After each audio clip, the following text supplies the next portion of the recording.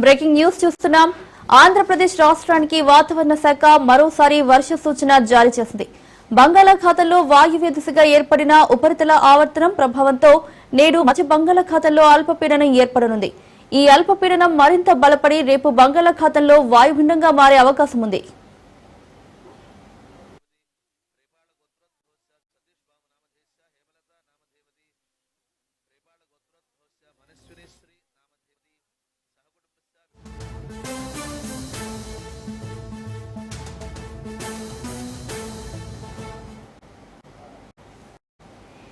ఈ వాయుగుండం ఈ నెల 3 ఉదయానికి ఉత్తరాంధ్ర, దక్షిణ ఒడిశా మధ్య తీరాన్ని దాటే అవకాశం ఉందని వాతావరణ శాఖ తెలిపింది. దీని ప్రభావంతో రాష్ట్రంలో రాబోయే 3 రోజుల పాటు వర్షాలు కురుస్తాయని పేర్కొన్నారు. ముఖ్యంగా ఉత్తర కోస్తాలోని శ్రీకాకుళం, అల్లూరి సీతారామరాజు, విశాఖపట్నం జిల్లాలతో పాటు కృష్ణా, ఎన్టీఆర్ జిల్లాల్లో అక్కడక్కడ మోస్తరు నుంచి భారీ వర్షాలు పడే అవకాశం ఉంది. మిగిలిన జిల్లాల్లో తేలికపాటి జల్లులు కురుస్తాయని అధికారులు వివరించారు.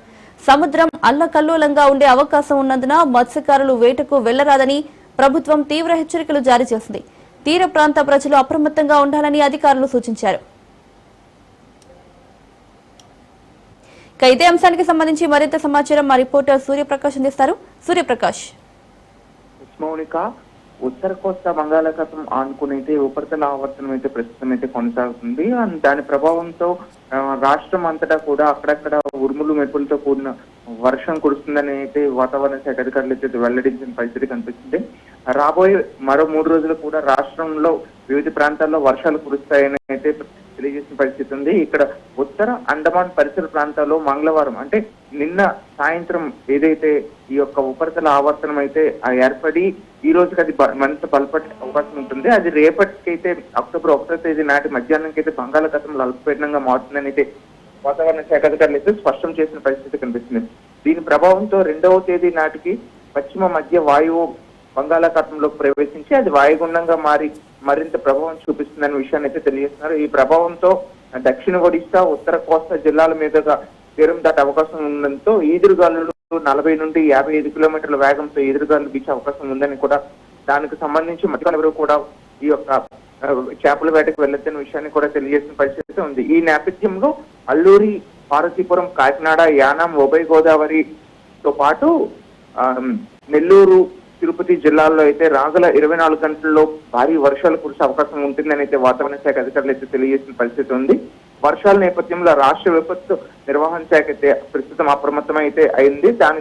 దానిలో భాగంగానే ఈ జిల్లా కలెక్టర్లన్నీ కూడా ఈ తీరం వెంబడి ఎవరెవరైతే ఏ జిల్లాలు ఉన్నాయో ఈ వర్షం ప్రభావం ఉండే వాళ్ళ అన్ని జిల్లాలని కూడా జిల్లా కలెక్టర్లను కూడా ఆదేశాలు అయితే జారీ చేసిన పరిస్థితి ఉంది. ఎవరైతే అప్రమత్తంగా ఉండాలని వాటికి సంబంధించిన ఈ ఏవైతే రిసోర్సెస్ ఉంటాయో వాటన్నింటిని కూడా ఏర్పాటు చేయాలని కూడా కలెక్టర్కి వాతావరణ శాఖ అధికారులు అయితే తెలియజేసిన పరిస్థితి ఉంది. దీనికి సంబంధించి ప్రస్తుతం ఇప్పుడు ఈ యొక్క వర్షం అయితే ఈ వాతావరణం అయితే గత కొన్ని రోజులుగా తీవ్ర అల్పపీడనం అయితే ఏర్పడుతూ వాయుగుండాలుగా మారుతూ ఆంధ్ర రాష్ట్రం అంతటా కూడా అతలాకుతలం చేస్తున్న పరిస్థితి ఉంది.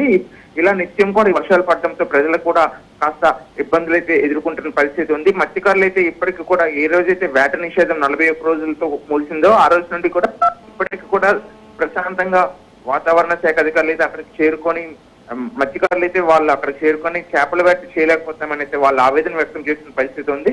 కానీ వారి యొక్క ప్రాణాలను దృష్టిలో పెట్టుకుని ఇటువంటి హెచ్చరికలు జారీ చేస్తున్నామైతే వాతావరణ శాఖ అధికారులు అయితే తెలియజేస్తున్నారు. నేడు ఈ బంగాళాఖాతంలో ఏర్పడిన అల్పపీడన ప్రభావంతో దాదాపు భారీగా వర్షాలు కురిసే అవకాశం ఉండటంతో అయితే ప్రజలంతా కూడా అప్రమత్తంగా ఉండాలని అయితే వాతావరణ శాఖ అధికారులు తెలియజేస్తున్నారు. అదేవిధంగా ప్రభుత్వం కూడా దీనిపైన అప్రమత్తంగా ఉంటూ అన్నింటినీ కూడా ఎప్పటికప్పుడు అలర్ట్ చేస్తున్న పరిస్థితి కనిపిస్తుంది. Mounika. Right Surya, thank you.